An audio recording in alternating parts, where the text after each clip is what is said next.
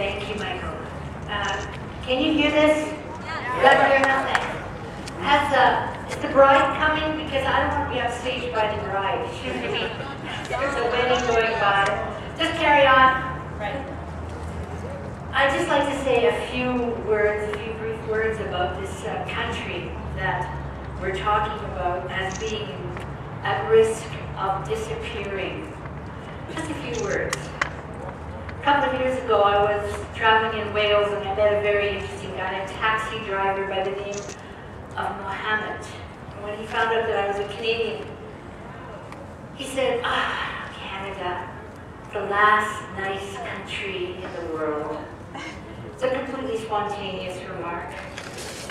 And that, at the time, felt like a pat on the back and a stab in the heart at the same time, because first of all, I knew it was comparatively true. There are reasons why a Canadian passport is the most sought after document in the world, that little piece of paper that so many of us take completely for granted. But it was a stab in the heart because I'm aware, like most of you, of what a struggle it is to make sure that we continue to get the Canada that we want.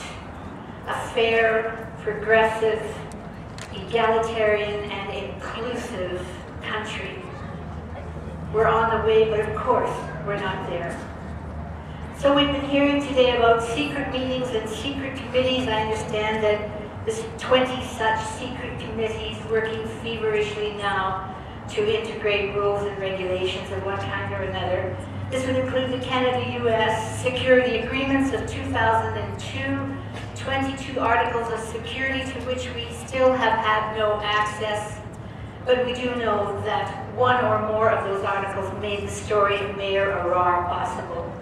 A second would be just a couple of months ago, the middle of February, when the much talked about in some circles civil assistance plan allowing US troops into Canada was signed, the details of which we cannot discuss because we do not know. Now, as you know, the history of Canada has been a long story of tension between autonomous people who believed in the idea of the country and the continentalists. And after 9/11, of course, the fight of the continentalists and the neocons to surrender to American dreams and manifest destiny, they were mightily enhanced. Trouble is, all by stealth.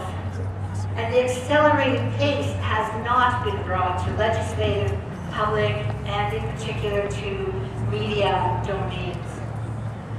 I'd just like to point out to you, as a journalist, that the corporate press, which is indeed a free press for those who own one, cannot, by constitution, deliver unbiased coverage of commercial matters.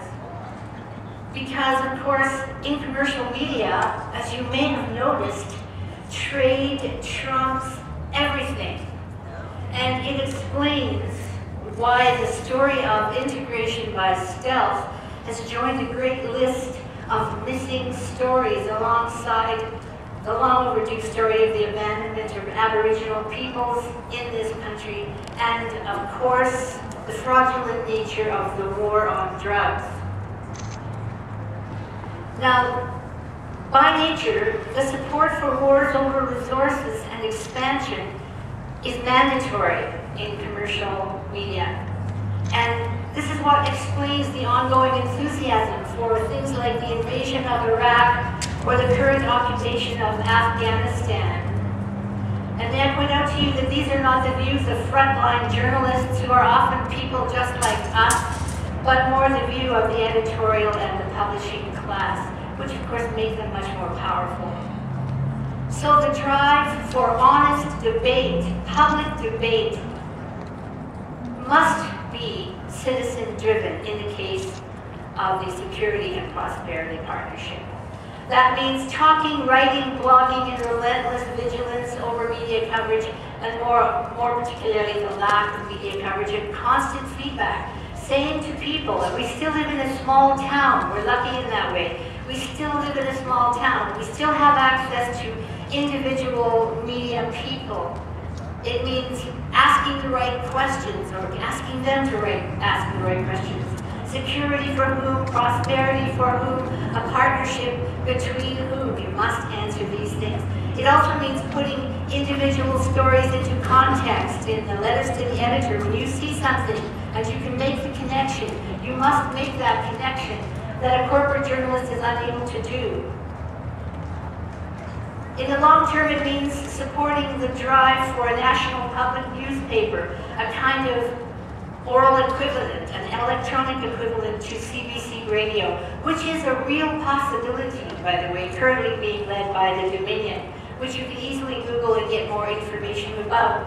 Because believe me, if we had a national daily newspaper which was free of corporate interest, the spin, the slant, the undertone would be gone, and it would change the way that Canadians see themselves and their potential to experience real democracy.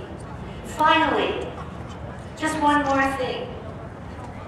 I think it is necessary, even though we are a country of moderately polite people, to call the current government what it is, which is a radical Republican enclave dressed up as Canadian conservatives, leading a quiet revolution.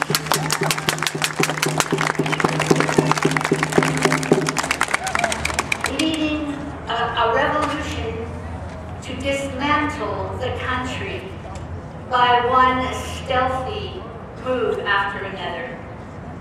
We must ensure that the SPP is a key issue in the next election. We must also ensure, no matter what it takes, badgering, nagging, whining, calling, whatever, to make sure that in the next election, the parties of the center-left and the center, I believe there's 4 center-left countries in Canada and 1 right-leaning party. We have to make absolutely sure that they get over their self-centered false pride and work together to bring Canadians into the debate over their own future. And this is not negotiable. Thank you very much.